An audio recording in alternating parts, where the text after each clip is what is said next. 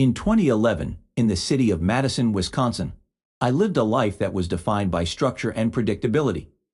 My days began early, guided by the same routine that had been refined over years of discipline. Morning hours were reserved for reviewing financial reports and global market indicators, allowing me to enter the office already aligned with the rhythm of numbers, trends, and calculated expectations. The commute followed a familiar route, one I could navigate almost without awareness, and the building where I worked represented everything I valued at the time: precision, hierarchy, and the promise of measurable progress. My role as a financial analyst in a large investment firm demanded constant attention to risk assessment, long-term forecasting, and strategic balance. I was accustomed to reducing uncertainty to models and scenarios, believing that any future could be approached rationally if enough data were considered. This mindset shaped not only my professional decisions, but also the way I perceived life itself. Stability was not an abstract concept to me. It was something that could be designed, monitored, and maintained through careful planning. At home, the same principles applied. The suburban house was organized, quiet, and free of unnecessary excess. Each object had its place, each space its function. My marriage to Rachel, a university lecturer, appeared from the outside to be equally well ordered. Our schedules were coordinated, our responsibilities divided, our conversations calm and measured. We shared an intellectual environment, mutual respect, and the appearance of a mature partnership that had successfully passed through its early uncertainties. Physical routine supported this sense of control. Evening training sessions at the gym were not only a way to maintain health, but also an extension of the same discipline that governed my work. Repetition, gradual progress, and adherence to a plan reinforced the belief that consistency was the foundation of all achievement. The body, like the career, responded to structure and effort, and this parallel strengthened my confidence in systematic order. Yet beneath this carefully maintained surface, there existed a subtle distance from my own experience. I fulfilled roles efficiently, met expectations, and achieved results, but often without a clear sense of inner involvement. It felt as though I were moving inside a framework designed long ago, following trajectories that had been approved by logic and social convention, rather than by a deeply examined personal choice. The life I led was coherent and secure, but it also carried a quiet impression of being pre-constructed, as if its stability depended more on habit and external validation than on an authentic alignment with my inner priorities. The first signs of instability emerged almost imperceptibly. At the firm, the executive team changed, and with it, the culture of decision-making shifted from careful, long-term analysis toward aggressive short-term strategies. I began to notice that my value was measured less by the depth of my insight or the solidity of my projections, and more by my ability to produce quick gains, to adjust instantly to trends, and to navigate compromises that sometimes felt uncomfortable with my own principles. The metrics I had once trusted as markers of stability now seemed secondary to momentum and appearances, and the work that had given me confidence and purpose began to feel precarious, urgent, and unsettled. Simultaneously, Rachel's life took a turn of its own. Her academic projects grew more ambitious, her research trips longer and more frequent, and the intellectual energy that had once been shared between us now flowed outward, beyond the walls of our home. I observed this change not with anger, but with a detached awareness, as if her pursuits were a force gently pulling the geometry of our shared life apart. There was no confrontation, no argument, only a widening gap of presence and attention, a quiet coldness that established itself as a new normal. The routines I had relied upon as anchors, the predictable rhythms of office, gym, and home, began to lose their clarity. What I had understood as control and consistency now appeared fragile, contingent on factors beyond calculation. I felt a subtle disorientation, a sense that the coordinate system I had built to navigate both work and personal life was shifting beneath me.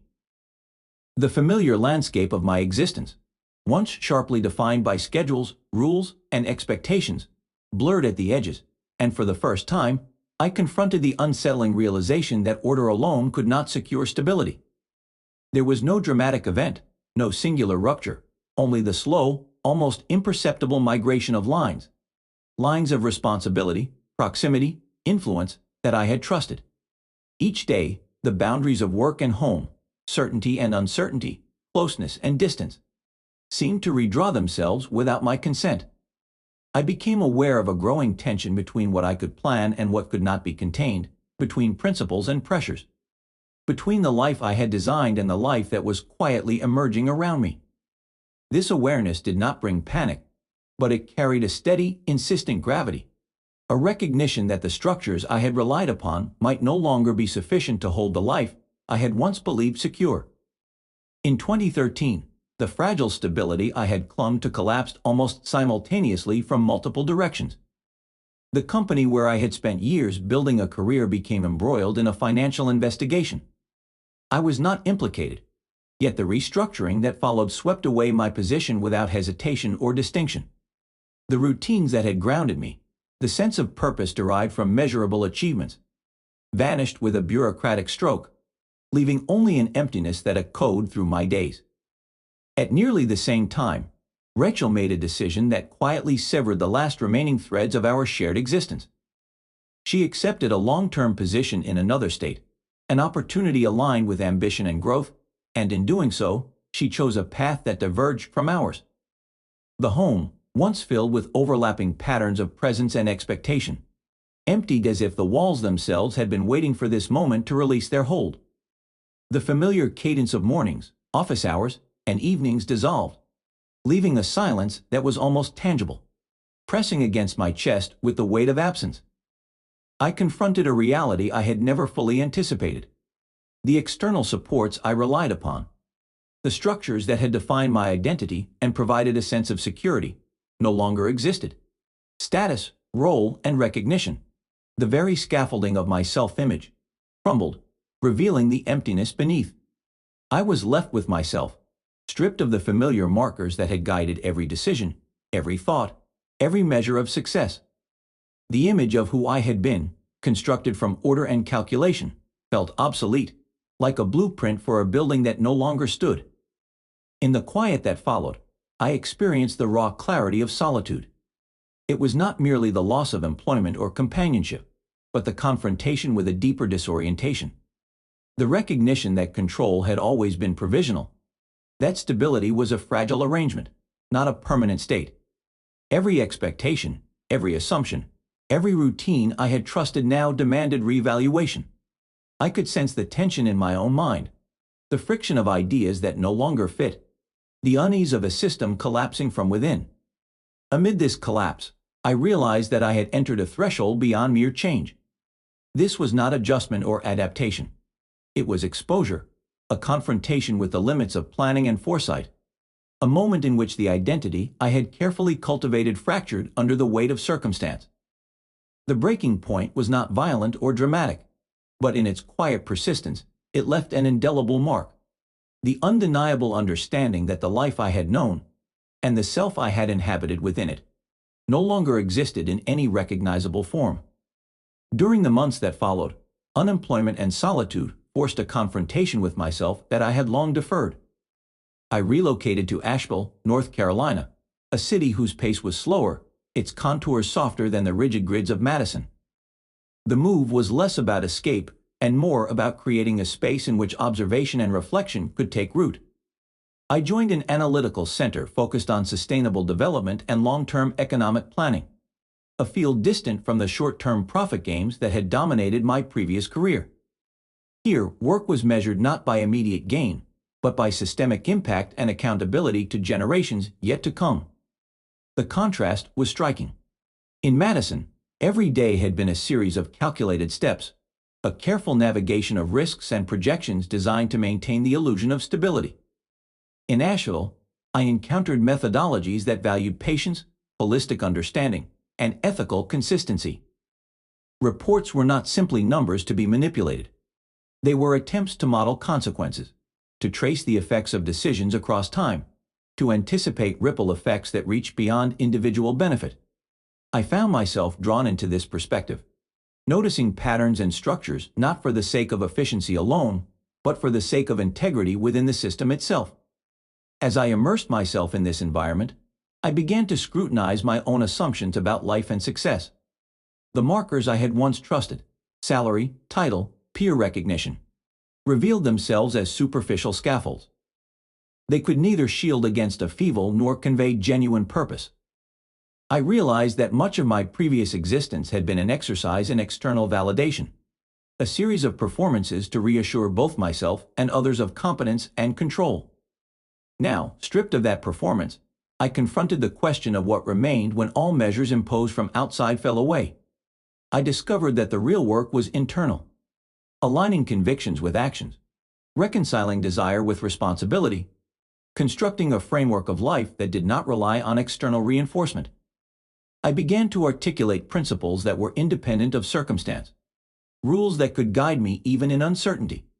Every decision, however mundane, became a test of coherence. Did my actions reflect my understanding of long-term consequences, my commitment to honesty, my sense of moral consistency?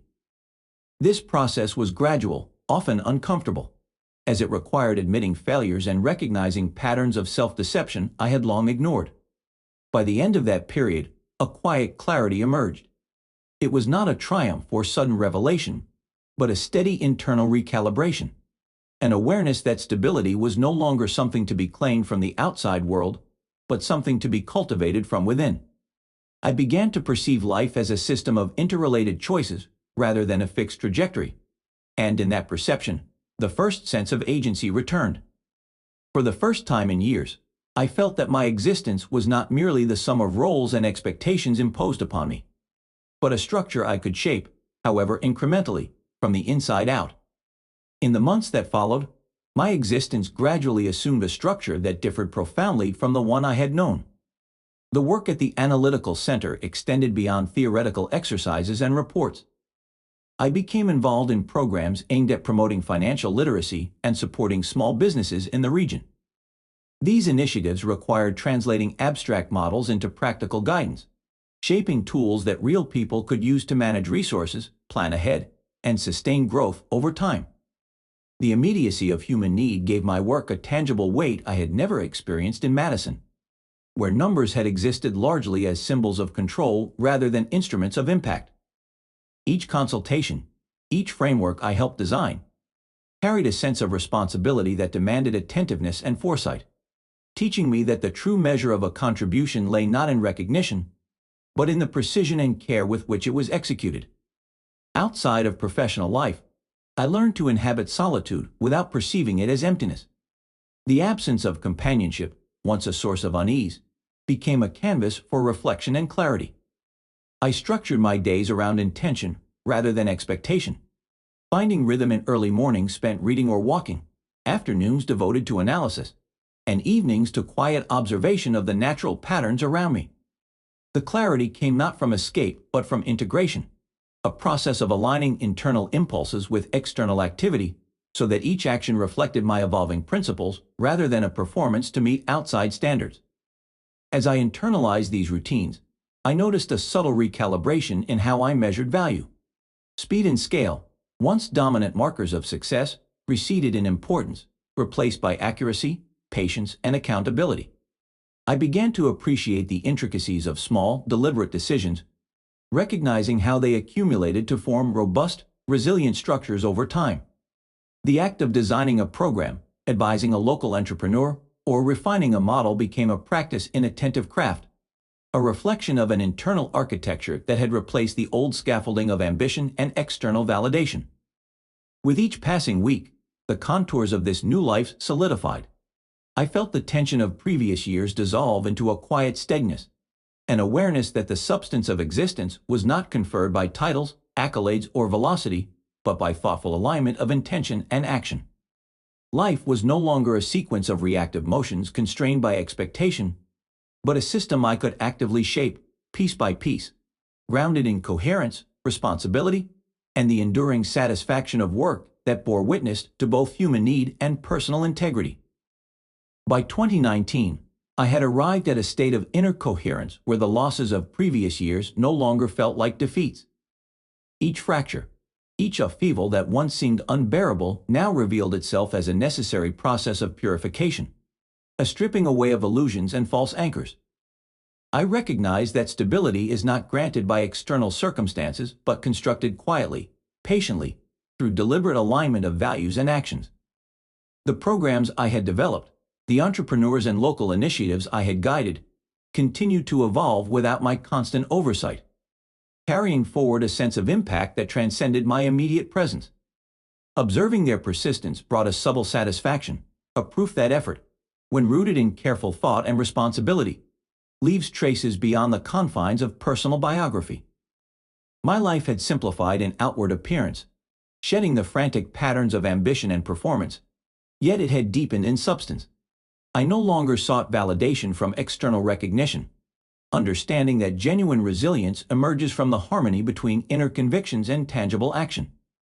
Days unfolded with quiet deliberation, mornings spent reviewing progress or reflecting on strategic challenges, afternoons dedicated to refinement and planning, evenings to observation, to noticing the rhythms of the world outside and within. Each act, no matter how small, carried a sense of intention, a deliberate affirmation of the principles I had chosen to inhabit. In this stillness, stripped of dramatic victories or public acknowledgement, I found what I had long sought in control, in status, in meticulous planning, an enduring certainty born from presence rather than performance. The confidence I felt was quiet but complete, a steady awareness that my existence, structured through careful thought and sustained effort, had become coherent. I was present in my own trajectory, aware of its breadth and continuity, and for the first time, I experienced the profound satisfaction of being aligned, fully, with the life I had quietly built.